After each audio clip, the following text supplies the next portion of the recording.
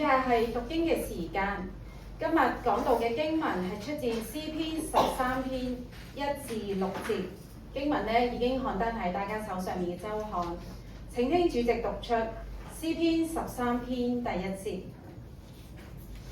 耶和華啊，你忘記我要到幾時呢？要到永遠嗎？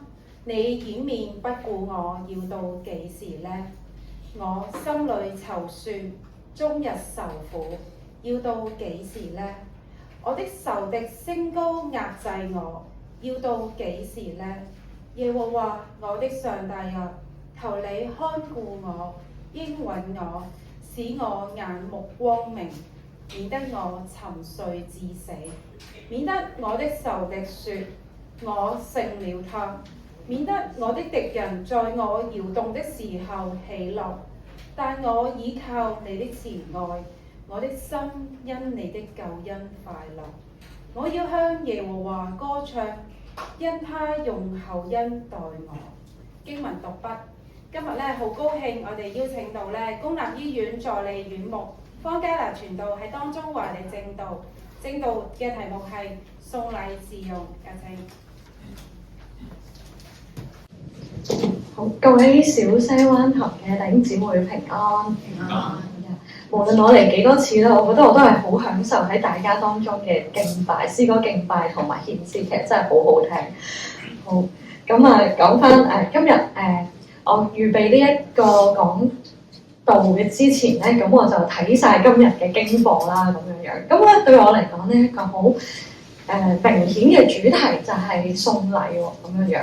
咁咧所以咧真係唔好意思啦，其實今日咧大家同我一齊去睇嘅經文咧，係唔止頭先咧詩篇嘅，係會同大家講晒咧6段嘅經課嘅。但係我喺咁短嘅時間，一定唔會咧可以逐一同大家好詳細去講，即係可能咧都係一個宏觀少少嘅角度咧去睇下我哋今日嘅主題咯。好。咁話明送禮咧，咁啊即係都要有送禮物嘅對象啦。補充少少，今日咧我想講嘅送禮咧係代表緊一種嘅付出同埋獻情啊。咁我哋即係用呢一個角度去睇送禮物啦。咁話有對象啊嘛，咁樣。咁喺呢個創世記嘅時候咧，即係今日嘅經課亞伯拉罕獻以撒嘅故事，我當大家都好熟悉啦。咁嗰個對象係邊個咧？咁啊，highlight咗俾大家啦，就係上帝啦。好，跟住咧就係詩篇啦。詩篇咧，無論係第13篇定係89篇咧，都係有一個名喎，就係耶和華神啦。咁呢個就係，亦都係我哋咧見到喺經文裏邊獻禮物嘅對象啦。去到咧新約嘅經課，今日福音經課嗰度咧。你會見到嗰個對象咧又唔同咗，又係豐富咗，因為咧而家我哋喺呢個恩典嘅年代，未必好似以前咧舊約咁樣啦，下下咧神咧都直接落嚟，直接同我哋講喎，係咪啊？我哋直接可以見到神喎。咁咧神咧就有一啲嘅代表啦咁樣。咁我想請大家讀一讀咧馬太福音嘅呢一段經文。唔好意思，我即係啲字太細，我知道可能真係前面啲人先可以讀到。咁我哋1、2、3。接納你們的，就是接納我；接納我的，就是接納差遣我來的那位。把先知當作先知接納的，必得先知的賞賜；把義人當作義人接納的，必得義人的賞賜。只因門徒的名，把一杯涼水給這些小子中的一個喝，他必得到賞賜。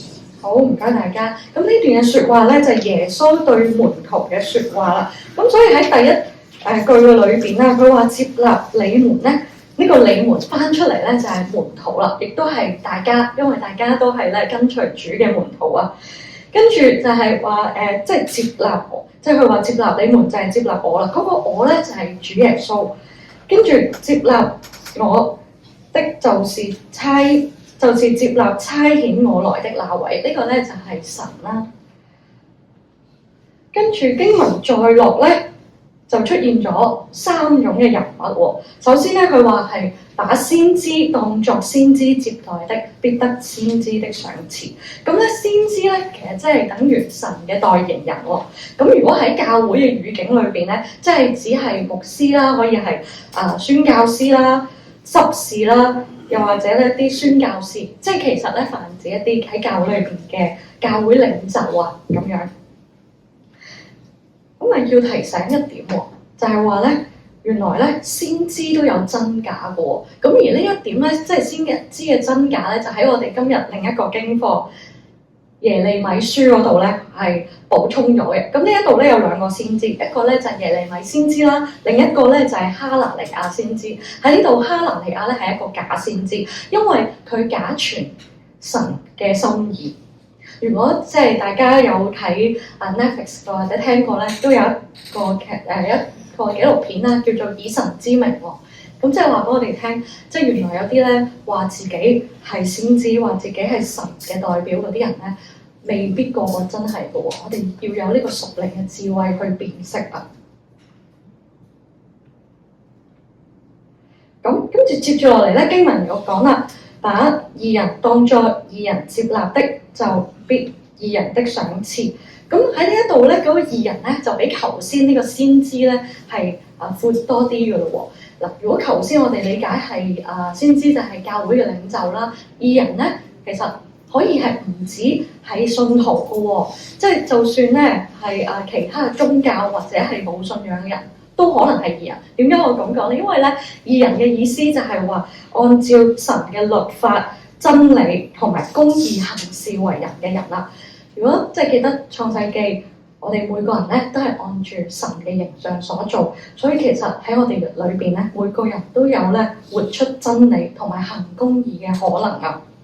例如啦，舉例子就係我哋知道神就係愛，係咪？咁如果有一啲嘅人，佢哋咧好對呢個地球咧好扎心嘅，佢見到一啲破壞，佢好傷心，佢好想咧做多啲推動環保啊、保護環境嘅嘢嘅時候，咁呢個其實都係喺神嘅真理入邊喎，都係要我哋好好去即係愛護我哋嘅地球。仲有一啲可能係對動物咧係特別有愛心嘅，佢哋咧想去推動一啲動物嘅權益嘅咁樣。呢啲嘅人，就算佢係咪基督徒都好咧，咁其實都係做緊咧即係一啲行喺真理入邊嘅事喎。咁所以無論係咪信徒都好，只要佢哋係行公義、好憐憫、願意存謙卑嘅心與神同行嘅話咧，咁我哋係咪都可以考慮去支持佢哋咧？第3種啦，佢話無論誰只因門徒的名，就算把一杯涼水給這些小子中的一個喝，我實在告訴你們，他一定會得賞賜。咁喺呢度嘅小子咧，可以當係即係喺我哋一啲嘅社會上邊嘅邊緣人士啊，即係一啲嘅好卑微啊、冇話語權啊，成日咧都會被忽略嘅人喎。咁有別於頭先我哋講嘅嗰2種啊，即係教會領袖或者一啲做咗啲好偉大嘅事啊嘅人咁樣，呢啲嘅小子可能佢真係冇乜建樹，冇乜特別嘅貢獻，你純粹就係因為佢係你嘅弟兄呢個身份，你就動了慈心咁去施予俾佢。無論咧係先知、義人定係咧小子都好。佢哋會唔會有張證書話俾我哋聽佢就係義人啊，佢就係先知咁樣咧？係唔會嘅喎。咁所以其實咧呢度想最關鍵係我哋點樣去睇佢，我哋當佢係啲乜嘢啊 ？OK， 所以其實係講緊喺我哋心裏邊，究竟我哋睇唔睇到佢係神嘅代表咧？睇唔睇到佢係我哋嘅弟兄咧？就算佢可能唔知係咪，即係佢嘅身份係乜嘢唔重要，係我哋當佢係咩嘅身份去看待、去接待佢。咁接待咧喺呢度亦都唔係一啲淨係好客之道啊、好有禮貌啊、關心啊嗰種係為止接待喎。咁其實咧喺聖經呢度講嘅接待咧係真係啲好實際嘅幫助嚟嘅喎。真係你要打開你屋企門啦，去俾佢入去你嗰度去住， OK 係去食啦，去住。如果佢咧經濟上有咩需要嘅時候，都要去支援佢咁樣喎。甚至乎咧，其實係有冒住被連累嘅風險嘅。點解咁講咧？因為事關咧喺馬太福音嗰個寫作嘅年代嘅裏邊咧，跟隨耶穌嘅人咧係唔受歡迎㗎。佢哋喺猶太會堂嗰度咧會俾人趕出去啦，甚至咧會遭受到政治迫害嘅。所以今日咧課題就係提醒呢個福音嘅經課啦，就提醒我哋啦。當我哋去考慮、去呈獻我哋自己，或者去同人去分享我哋嘅資源嘅時候咧，對住在上有權勢嘅人，我哋要懂得分辨。我哋唔係就係盲目做一個好人啊，個個見到就走去幫咁樣喎，係啦。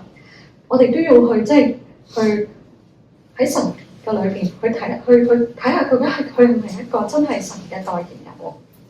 如果對住一啲下邊弱勢嘅人嘅時候，我哋有冇視佢哋如弟兄咁樣咧？我哋甘願嘅去付出，甚至乎有勇氣嘅去承擔咧接待佢哋嘅風險。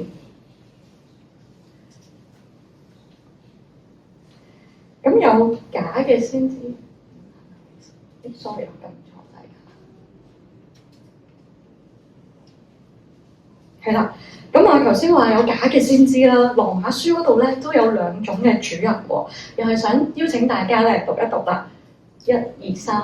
難道你們不知道，你們獻自己作奴僕，順從誰就作誰的奴僕嗎？或作誰的奴隸，以至於死；或作順服的奴僕，以至於成義。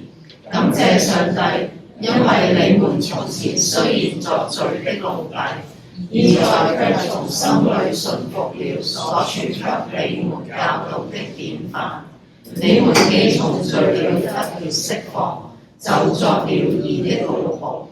係咁啊！保羅喺度寫羅馬書嘅時候咧，用咗一個當時社會咧好普遍嘅制度，就係奴隸制度啦。當時咧嘅社會裏邊有1/3嘅人咧係奴隸嚟嘅喎。咁你諗下，我哋呢度有幾多人？如果我哋呢度有1/3嘅人係奴隸，咁都幾犀利下嘅喎。咁所以當保羅去講嘅時候咧，其實大家咧好容易就明白㗎啦，係我哋咧唔係好明白嘅啫。所以我哋今日咧就嚟了解多少少呢個奴隸制度其實係點樣樣嘅喎。咁首先想問下大家先，當我哋講奴隸嘅時候，大家會諗起啲乜嘢啊？隨便去講得嘅奴隸對你嘅印象係點㗎？叫佢做乜咪做乜，係啦，冇自由，冇自由，係啦，仲有咧？我想去死都得。啱啊，係啊，條命係主人㗎嘛，係嘛？真係唔係佢嘅喎。哦。係，仲有啲咩啊？即係如果諗起奴隸嘅時候，你會諗起啲咩嘅詞語？咁啊，頭先講咗啦，冇自由啦，亦都冇尊嚴嘅喎，係咪啊？同埋咧，亦都會受即係有機會會受到虐待啦、剝削啦，甚至乎有啲咧係性奴隸嚟嘅喎，係咪啊？即係咁，所以。即係可能會諗咗一紮咧，哇！好恐怖、好負面嘅印象。但我今日咧想去擴闊大家咧對於奴隸當時嘅奴隸制度嘅理解喎。原來咧，因為頭先話啊嘛，有成1/3嘅人都係奴隸嚟㗎啦，佢係支持緊成個經濟、成個社會嘅運作嘅。其實1/3喎咁樣。咁所以其實你如果我哋而家去平常心去睇咧，其實佢係打份工嘅咧。係啦，即係佢各行各業都會有嘅。咁睇下你即係有咩即係跟邊個老細啦，你做邊行啦。咁頭先即係話即係辛苦啲嘅，即係如果佢係做礦工嘅，咁真係有機會連命都冇，係危險。就好似我哋而家咧做地盤工人啊咁樣，有啲建築嘅工人咁，佢哋都真係有啲個行業咧係真係有性命嘅危險嘅喎，真係有機會。咁有啲咩係好啲待遇嘅奴隸咧咁樣，你有冇諗過原來奴隸係可以做商人嘅喎，即係做生意嘅，可以係醫生喎，可以係老師嚟嘅喎，可以係管家嚟嘅喎咁樣。咁你可能會諗哇咁好嘅，即係可以做我哋而家認為嘅專業人士啊咁。但係其實咧，你諗深一層，其實佢哋咁樣做咧，都係嗰個主人咧，佢都好有遠見。佢哋咧諗到嗰啲俾嗰啲嘅僕人，佢哋有自己嘅生意嘅時候，你諗下，如果係真係賺到錢，嗰啲嘅錢其實又係屬於個主人，係咪？同埋仲有一樣嘢咧，係用錢都買唔到嘅，喺當時嚟講好重要嘅，知唔知係咩啊？就係面子啊！即係咧有一個嘅文化咧係嗰陣時係好重視嘅，就係一個榮耀嘅文化，即係咧係俾錢都買唔到，所以佢如果有多啲嘅勢力，即係如果嗰個嘅奴隸能夠係做一個專業人士，有多啲嘅勢力，其實嗰啲嘅光榮其實咪又係俾翻嘅主人咁樣。OK， 咁無論係邊一種嘅主人都好咧，喺羅馬嘅法律上邊咧，奴隸嘅本質唔係人嚟嘅喎，佢係咧，係咪應該係啦？呢度冇錯，你係比較細，真係唔好意思，係我會悔改啦，好，下次會做大啲，係啦 ，OK， 跟住咧，我就係想講咧喺你哋嘅左下角嗰度係講到啦，即係咧奴隸喺當時嘅法律嚟講咧，佢係一個工具，係一件嘅物件 ，OK， 其實係嗰個主人嘅財產嘅一部分。佢存在嘅目的就係要為咗要去滿足主人嘅利益同埋榮耀啦。頭先講咗，所以其實佢一生嘅裏邊咧都係被支配啦，被捆綁、被操控，係冇辦法咧靠自己去脫離嘅。但係我哋而家嘅福音係啲乜嘢啊？就係耶穌救贖咗我哋啊嘛，將我哋從罪裏邊去釋放出嚟，恢復翻咧我哋作為人嘅尊嚴同埋身份。唔再咧將我哋物化成為工具，要好努力去做好表現，去證明有存在價，證明自己有呢個存在價值啊！咁世上喺地上邊嘅主人咧，佢哋都只係想利用奴隸嚟去榮耀自己嘅。但係耶穌基督呢位嘅主人咧，聖經裏邊咁講喎，佢話主耶穌本有神的形象。不以自己與神同等為強奪的，反倒虛己，取了奴僕的形象，成為人的樣式。喺腓立比書嗰度所記載，佢做啲咩啊？佢係為門徒洗腳，為我哋犧牲，釘死喺十字架上邊。佢係一位咧自我犧牲嘅主啊！所以咧，即係要讚下保羅，佢真係好犀利。佢用咗咧當時係人都明嘅奴隸制度嘅語言咧，嚟去顛覆咗奴隸制度嘅權力結構喎，重新定義咗主人同埋僕人嘅關係。保羅所說咧作罪嘅奴隸呢個罪咧，唔係我哋而家好多時候睇嘅個人嘅罪行，佢唔係一個個人嘅，即係我哋通常而家睇罪咧就好個人層面噶嘛，即係佢做咗啲咩衰嘢啊，即係道德有啲咩係犯咗一啲道德嘅錯誤啊咁樣樣咯。其實保羅想講嘅嗰個嘅罪咧，嗰個嘅罪的奴隸咧，其實係一種咧捆綁人嘅力量、體制同埋勢力啊。其實就唔係講緊一件件即係事做咗啲乜嘢，而係嗰啲行為背後啊嗰種唔做唔得，又或者調翻轉唔可以做嘅嗰啲嘅影響力啊，説穿了咧，其實就係利用緊人嘅嗰個恐懼心理。嗱，一般人咧，我相信都唔係啲咩大奸大惡嘅人啦，未必咧真係有好大嘅道德行為問題，但係我哋都會有機會嘅，就係俾某一啲嘅恐懼控制困住咗我哋，令到我哋唔可以得真正嘅自由。正所謂有一句説話就係點啊？人在江湖身不由己啊嘛，係咪？好多時候咧，我哋喺不知不覺間咧，就喺呢個社會嘅體制裏邊做咗奴隸。咁啊，舉一啲嘅例子啊，性別定型嘅枷鎖啦，即係傳統觀念啦，我哋譬如對男性有啲咩嘅形象嘅要求啊，就係咧要好剛強嘅，男兒有淚不輕彈啊，流血不流淚啊咁樣啦，好似咧即係表達軟弱，咁樣就係等於一個弱者咁啦。而調翻轉女性咧，即係喺以前嘅年代可能會明顯啲嘅，而家咧可能都已經係冇咁犀利嘅喺香港。OK， 咁女性係要點㗎？一定要喺屋企嘅，係相夫教子嘅，係啦，一定要順服嘅，即係好似咧一定要黐住個男人咧先可以咧生存咁樣嘅。咁但係你知道而家好多女性都可以好獨當一面啊，佢都一樣可以好剛強啊咁樣。其實人咧作為有血有肉有情感嘅受造之物咧，我哋有情緒有感受咧係好正常嘅喎。但係就因為呢個性別定型嘅觀念咧，其實剝奪咗某啲人咧佢哋表達軟弱嘅權利，形成咗一種咧無形嘅重擔。咁咧，我因為喺醫院去服侍啦，都見過好多患病嘅病人，特別係年長嘅。咁當我問佢哋啦，仲有啲咩牽掛嘅時候咧，佢哋咧都都唔少啊。佢同我講咧，佢就係講緊佢屋企嗰個未結婚嘅仔女啊，係啦，佢擔心佢哋咧嫁唔出，冇人照顧，冇人陪佢哋亦都即係如果冇生嘅話咧，就好似冇人傳宗接代咁樣啦。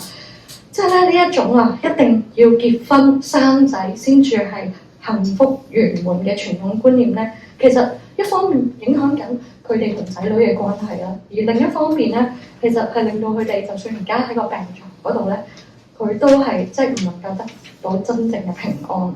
但係最諷刺係啲咩咧？就係有陣時可能嗰啲嘅長者佢哋結咗婚咁多年，其實佢哋同個老伴咧都唔係真係咁和諧嘅喎，佢都知道其實結咗婚咧都係可能會好受氣啊，都係會唔開心啊嗰啲嘅喎，但係佢哋就都依然係有呢一種嘅觀念，係一定要結婚生仔咧先係圓滿嘅人生咁樣。好，咁近年咧就有一個即係潮語，唔知大家有冇聽過社畜咁樣啦，係啦。咁我解釋下啦，其實呢個詞語咧係用嚟去嘲諷嗰啲咧為公司賣命、失去咗自己同埋生活嘅打工仔啊。咁佢哋有咩特徵嘅咧？社畜咧嘅時間咧係被工作去捆綁綁架嘅，直情係點解咧？因為連放假咧都要隨時候命嘅喎。加班亦都成為咗常態，即係加班冇補水嗰啲咧，咁犧牲個人嘅時間嘅。咁可以想像啦，佢哋嘅生活圈子咧，其實係會即係變得越嚟越細啦。即係佢收咗工都已經好夜好攰啦嘅時候，幾乎咧係冇社交喎，亦都好難去發展個人嘅興趣。咁所以難怪啲阿爸阿媽咁擔心佢哋結唔到婚啦，因為根本都冇時間去識人，係咪先？係啦。咁但係其實你諗真啲，呢個咪就係現代版嘅奴隸制度咯。咁我哋見到即係社畜呢個現象，可能我哋都會覺得好可悲。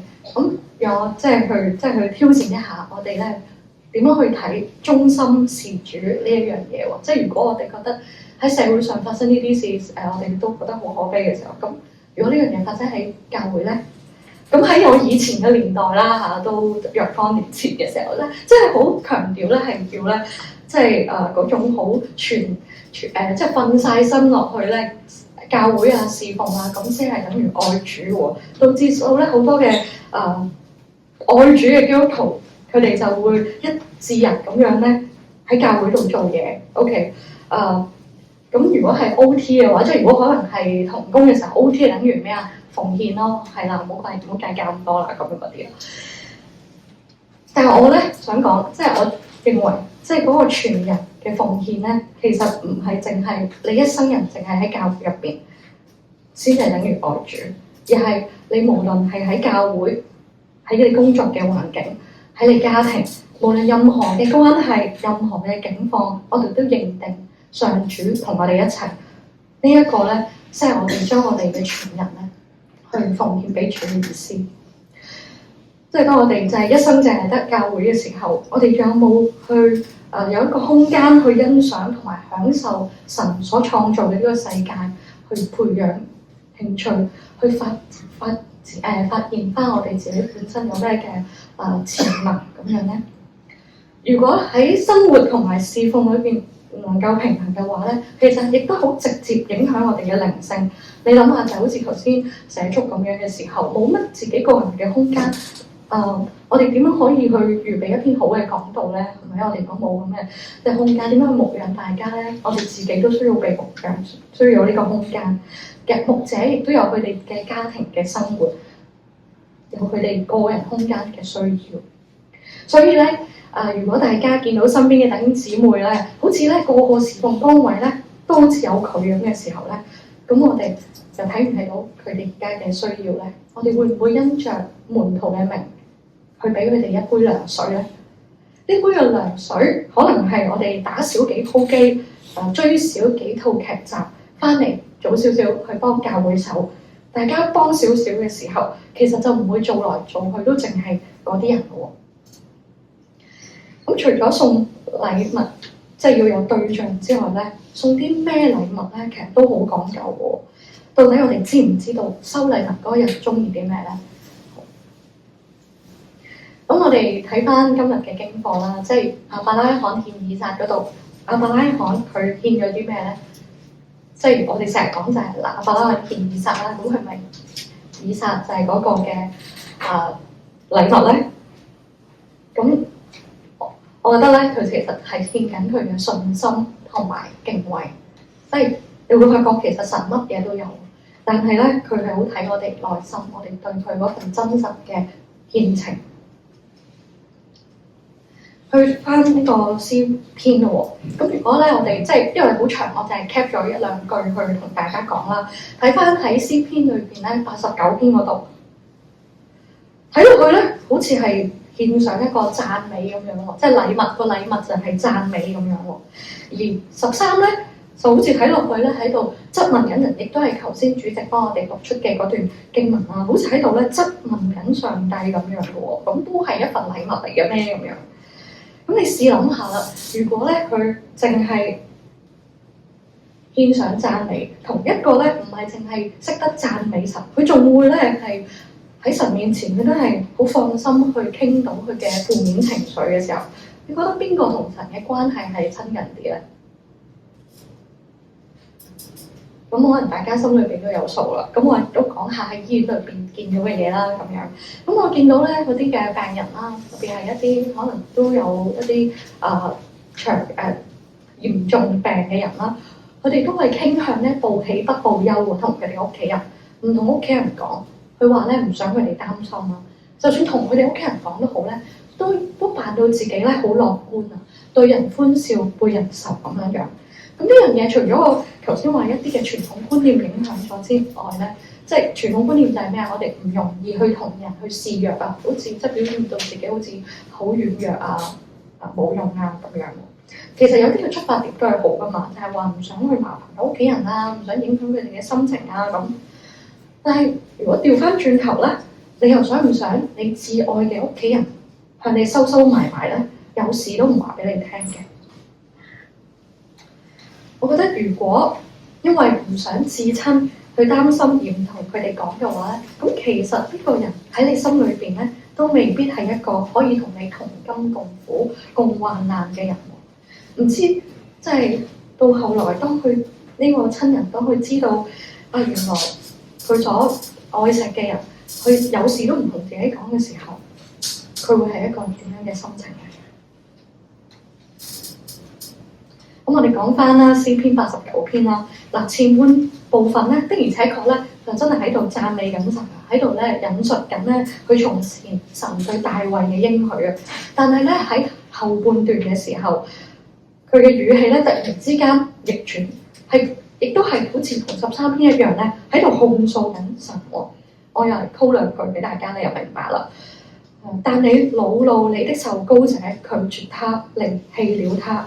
你厭惡與你僕人所立的約，將他的冠冕踐踏於地。